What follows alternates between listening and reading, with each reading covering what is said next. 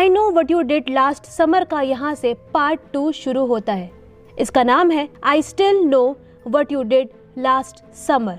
इसका मतलब है कि शैडोमैन आदमी अब भी जानता है कि पिछली गर्मियों में उन्होंने क्या किया था। अब वह इन्हें इसी तरह परेशान करेगा।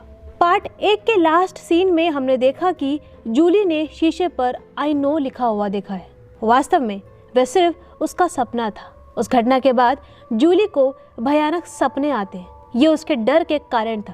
और ऐसे ही जब जूली अपनी कक्षा में थी तो उसे एक सपना दिखाई देता है। वह डर जाती है, लेकिन वहाँ उसका सहपाठी था।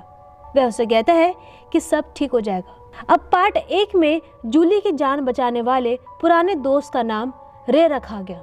वह इस फिल्म का मुख्य पात्र है। हम उसे उसके नाम से बुलाएंगे। अब जब रे देखता है कि जूली अपने नए दोस्त के साथ है तो वह उससे पूछता है कि क्या हम फिर से दोस्त बन सकते हैं, हम बाहर घूमने जाएंगे, आपको अच्छा लगेगा। जूली कहती है कि नहीं, मैं कभी भी आउटिंग पर जाते वक्त अच्छा महसूस नहीं कर सकती क्योंकि मैं पिछली गर्मियों की वह घटना नहीं भूल सकती। रे उसे सोचने के लिए कहता है, लेकिन वह कहती है कि मैंने सोच लिया है, आप जा सकते हैं। रे वहाँ से रूड मूड में चला जाता है और जूली वहाँ से अपने घर जाती है। वहाँ उसे एक आवाज़ सुनाई देती है और वह डर जाती है, लेकिन वह कोई और नहीं बल्कि जूली की अपनी दोस्त थी जो उसकी क्लास में पढ़ती थी। और वह जूली को बताती है कि आज रात एक पार्टी है, हमें मज़ा आएगा, क्या तुम आओगी? जूली कहती है कि तुम्हें पता है कि मुझे बाहर जाना पसंद नहीं है। जूली की सहेली उसे कहती है कि आज रात वह लड़का भी आ रहा है जो तुम्हें पसंद करता है। वह जूली का सहपाठी था जो जूली को प्रोत्साहित करता है कि सब कुछ ठीक हो जाएगा। जब जूली ये सुनती है तो वह मान जाती है। फिर रात में ये सभी पार्टी में जाते हैं और जूली की एक फीमेल फ्रेंड भी पार्टी में थी जो उसके दोस्त के साथ थी। तभी उनकी क्लास का साथी भी वहाँ पहुँच जाता है जो जूली को पसंद करता है। चारों को खूब मज़ा आता है और कुछ समय बाद जूली को अजीब विचार आते हैं कि जैसे वो शैडोमैन अभी भी जीवित है और वह किसी दिन जूली को ज़रूर मारेगा। वह वहाँ से तुरंत अपने घर आ जाती है और वह सो जाती है क्योंकि वह हर चीज़ से बचना चाहती है ताकि वह फिर कभी शैडोमैन का सामना न करे। अगली सुबह जब वह उठी तो उसने देखा कि उसकी वही सहेली बैठी है। फिर उन्हें एक कॉल आता है और उन्हें बताया जाता है कि आपको पर्यटन के लिए टिकट मिल गया है और ये 4 लोगों के लिए है। इसे सुनकर वे प्रसन्न हो जाते हैं और जूली की सहेली कहती है कि एक मेरी दोस्त है और 2 हम हैं और चौथा कौन होगा, तुम किसे साथ ले जाओगी? जूली कहती है कि जाहिर है रे को, वे बहुत अच्छा है लेकिन मैं उसके साथ कभी नहीं जाती। वे हमेशा मुझे बाहर जाने के लिए मनाता रहता है और जब मैं आज उसे फ़ोन करूंगी तो वो खुश हो जाएगा। अब जैसे जूली रे को कॉल करती है वह कहता है, ओह अच्छा, अब तुम बाहर जाना चाहते हो? वह कहता है, क्षमा करें मैं व्यस्त हूँ लेकिन मैं सोचूंगा। ये उसने अनिच्छा से कहा क्योंकि वह जूली को पसंद करता है और उसे मना नहीं कर सकता। उसने मना कर दिया क्योंकि आज वह एक खास काम के लिए उससे मिलने आना चाहता है। असल में वो आज जूली को प्रपोज करने वाला है शादी के लिए। इसके बाद रे अपने दोस्त के साथ जूली के घर के लिए निकल जाता है। रास्ते में वे देखते हैं कि एक आदमी जो सड़क पर हादसे का शिकार हो गया, रे कार से उतरकर उसके पास जाता है। वे उससे पूछता है कि क्या तुम ठीक हो? वह एक रहस्यमय आदमी था। वह तुरंत अपनी कार में बैठ जाता है और वह रे को नुकसान पहुंचाने वाला था, लेकिन तभी रे दूसरी तरफ कूद जाता है। इससे वह नीचे गिर जाता है और घायल हो जाता है। दूसरी तरफ हम देखते हैं कि शैडोमैन आता है और रे के दोस्त को जो कार में था अपने खंजर से उसे मार देता है। दूसरी ओर हम देखते हैं कि जूली और उसकी सहेली बात कर रही थी। जूली कहती है कि रे नहीं आ रहा है तो उसकी सहेली कहती है कि अब वह लड़का हमारे साथ जाएगा जो लड़का जूली को पसंद करता है। अब वे अपनी पैकिंग करते हैं और वे अपनी यात्रा के लिए निकल जाते हैं। जब वे वहाँ पहुँचते हैं तो वहाँ मौजूद लोग आपस में बात कर रहे हैं कि वे यहाँ के आखिरी मेहमान हैं। उसके बाद यहाँ कोई पर्यटक नहीं आएगा। अब वे वहाँ से पहले होटल जाते हैं और फिर तैरने जाते हैं। बाद में वे चाबी लेकर अपने कमरे में चले जाते हैं। चाबियाँ मिलने के बाद मैनेजर उनसे कहता है कि ठीक है, तो आप वे लोग हैं जिन्हें इन कमरों की चाबियाँ मिली हैं। वे पूछते हैं कि क्या इन कमरों में कोई ख़ास है? मैनेजर कहता है कि हाँ, ये हमारे होटल का ख़ास कमरा है। फिर वे अपने कमरों में चले जाते हैं, लेकिन इससे पहले होटल का केयर टेकर वहाँ आ जाता है। वह उन्हें बताता है कि पर्यटक यहाँ एक मौसम में आते हैं और उसके बाद कोई भी यहाँ नहीं आता है। आज मौसम का आखिरी सुहाना दिन है, कल से आएगा खतरनाक तूफान। तो बेहतर होगा कि आप इस होटल और इस जगह को जल्द से जल्द छोड़ दें। लेकिन वे इसे मजे की तरह लेते हैं। फिर हमें एक दृश्य दिखाया जाता है जब रे बीमार होता है और अस्पताल में होता है और डॉक्टर कह रहे हैं कि उनकी हालत ज़्यादा ख़राब है। इसके बाद वे वहाँ से चले जाते हैं, लेकिन जब वे लौटते हैं तो देखते हैं कि रे वहाँ नहीं था। दूसरी तरफ हम जूली और उसके दोस्तों को देखते हैं जो बार में आनंद ले रहे थे। लेकिन अजीब बात यह है कि उस जगह पर उनके अलावा कोई नहीं है, एक महिला बारटेंडर को छोड़कर।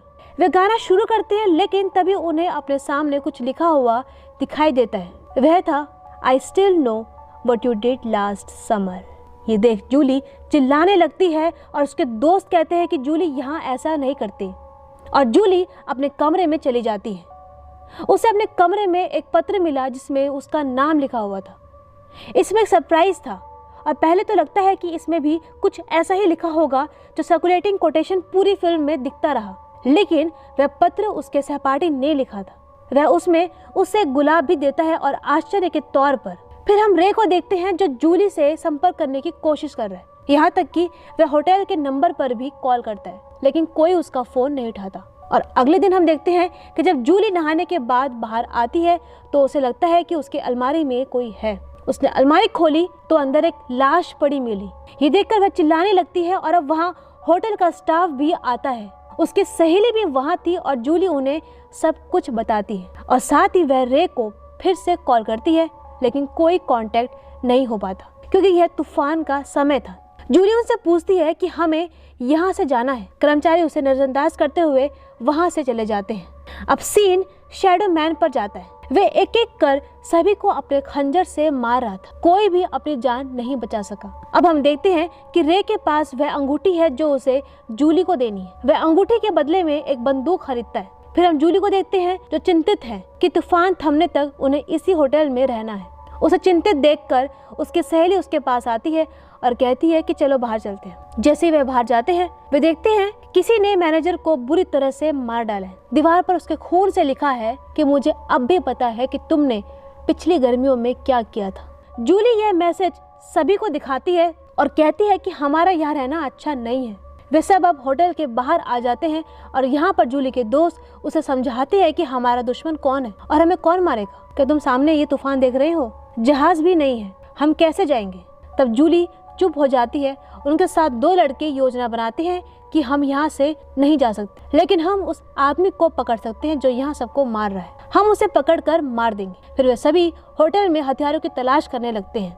वे उन खंजरों की भी तलाश कर रहे थे जिनसे अन्य लोग मारे गए थे। फिर इन सबको होटल का केयरटेकर मिलता है और वे सभी उसे पकड़ते हैं। वे उसे पूछते हैं कि तुम कहाँ घूम रहे थे? आप जानते हैं कि होटल में आप अकेले हैं जो अभी भी बचा हुआ है। हमें संदेह है कि आपने ही दूसरों को मार डाला है। वह कहता है कि नहीं, आप मुझ पर शक तो कर सकते हैं लेकिन मुझे दोष नहीं दे सकते। मैं तुम्हें कुछ दिखाऊंगा, आओ मेरे साथ। फिर वह उन्हें कब्र के पास ले जाता है। उस कब्र से मिट्टी निकली थी और उस पर जूली का नाम लिखा हुआ था। उन्हें ये दिखाने के बाद केयरटेकर वहाँ से चला जाता है, लेकिन जूली का सहपाठी उसका पीछा करता है क्योंकि उसे अब भी उस पर शक है। अन्य लोग होटल के अंदर आते हैं और दूसरी तरफ हम देखते हैं कि रे एक जहाज के साथ द्वीप पर आ रहा था क्योंकि उसे जूली को बचाना है।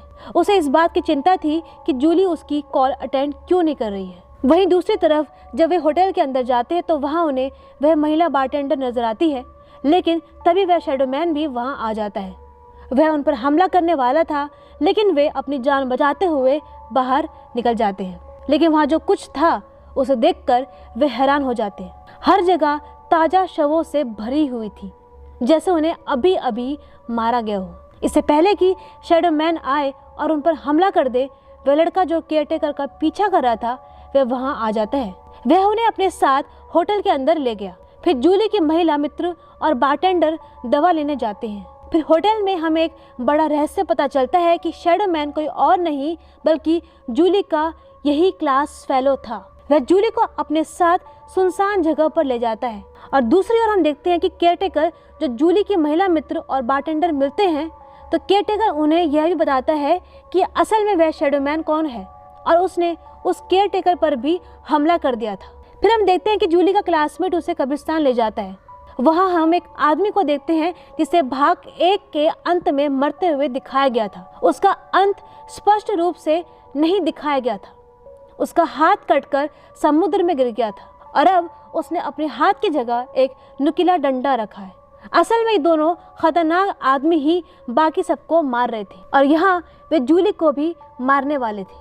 सौभाग्य से रे भी वहाँ पहुँच जाता है, लेकिन इससे पहले कि रे जूली को बचा पाता, वे दोनों रे को पकड़ लेते हैं और कटे हाथ वाला आदमी रे को अपनी धारदार झड़ से मारने ही वाला था। और इसी बीच रे वहाँ से हट जाता है और वो रॉड जूली के क्लासमेट के सीने के पार हो जाता है और यहीं उसकी मौत हो जाती है।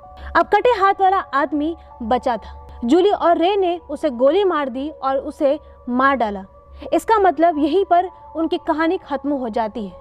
इसी तरह वे बिना किसी डर के रात वहीं बिता देते हैं, क्योंकि दोनों खतरनाक हत्यारे मारे गए थे जो दूसरों को मार रहे थे। और अगली सुबह एक बचाव दल उन्हें बचाने के लिए आता है। फिर कुछ दिनों के बाद हम दृश्य देखते हैं जब जूली और रे एक साथ थे और अब उनके बीच एक मजबूत बंधन है। हालांकि जब जूली अपने बिस्तर पर बैठी थी, तभी बिस्तर के नीचे से 2 हाथ दिखाई देते हैं। वे जूली को अपनी ओर खींचते हैं और इसके साथ ही यह फिल्म यहीं खत्म हो जाती है।